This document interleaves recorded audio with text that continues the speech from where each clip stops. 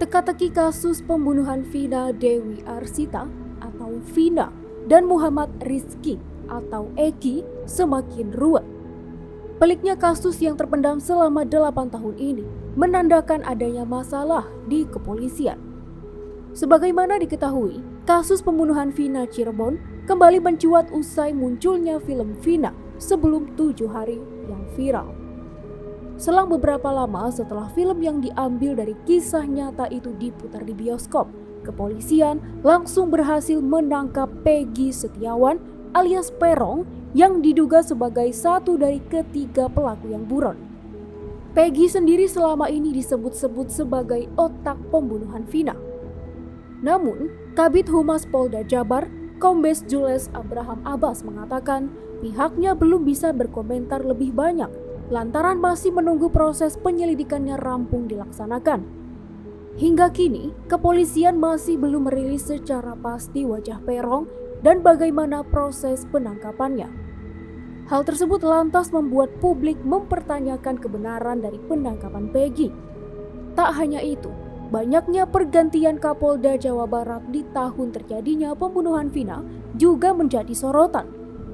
Publik bertanya-tanya lantaran 4 kali Kapolda Jawa Barat berganti di tahun 2016. Memandang hal itu, pengamat kepolisian dari Institute for Security and Strategic Studies (ISISS) Bambang Rukminto mengatakan sangat wajar apabila masyarakat berasumsi terhadap kinerja kepolisian yang terkesan lamban dalam menangani kasus tersebut. Apalagi kasus Vina Cirebon sudah menjadi konsumsi publik. Jadi menurut Bambang, polisi harus transparan agar tidak muncul dugaan-dugaan liar dari publik. Masyarakat bisa berasumsi ke arah sana karena tidak ada keterbukaan dari kepolisian. Sehingga masyarakat menduga-duga. Itu wajar, makanya polisi harus transparan kepada publik. Toh ini juga sudah menjadi konsumsi publik, katanya kepada Forum Keadilan Jumat 24 Mei 2024. Bambang mengatakan besarnya spekulasi liar di masyarakat dikarenakan banyaknya kejanggalan dalam penanganan kasus Vina.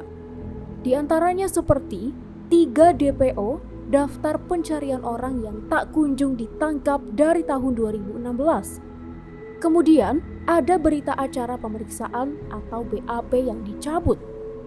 Bambang sendiri melihat adanya kemungkinan kepolisian tidak memiliki cukup bukti kuat untuk mentersangkakan seseorang. Kalau sudah punya bukti kuat, tanpa ada pengakuan dari tersangka lain ini tetap bisa dikejar. Pengejaran tentu tidak memakan waktu yang lama juga. Harusnya kepolisian terbuka, karena bila tidak terbuka, maka akan muncul asumsi liar. Akan ada asumsi mengakui perbuatan yang tidak dilakukan. Lanjutnya, terkait pergantian Kapolda Jabar yang dilakukan 4 kali di tahun 2016, Bambang berasumsi bahwa hal itu terjadi karena tidak adanya konsen yang cukup dalam memperhatikan kasus itu. Meskipun pergantian Kapolda dengan pengungkapan kasus merupakan 2 hal yang berbeda, namun menjadi pekerjaan rumah bagi pejabat saat kejadian tersebut. Bisa jadi Kapolda berikutnya tidak konsen memperhatikan kasus ini. Ini kan PR bagi pejabat saat kejadian itu. Meski ini harus dipisahkan, artinya ada problem di dalam kepolisian itu, ungkapnya.